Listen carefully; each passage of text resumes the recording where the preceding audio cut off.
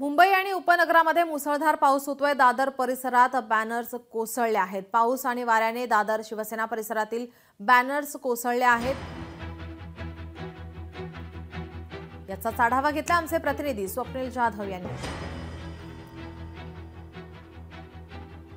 मुसळधार पाऊस पडत आहे, वेगवान वारे सुद्धा वाहत आहेत। याचाच फटका कुठेतरी बॅनर मुंबईमध्ये जे लागले त्याला बसलेला पाहायला मिळतोय। शिवसेना भवनासमोर जे बॅनर्स लावण्यात आले होते ते पडलेले आहेत आणि एकूणच वाहतुकीला त्रास या बॅनर्समुळे होताना पाहायला मिळतोय।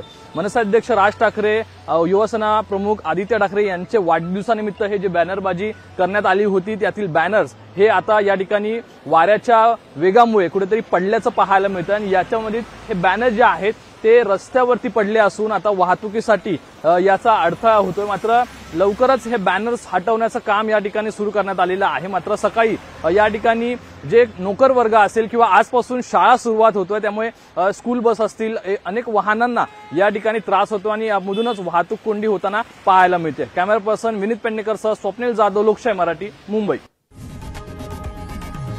लोकशाही मराठी ऐका, पहा, जागरूक रहा।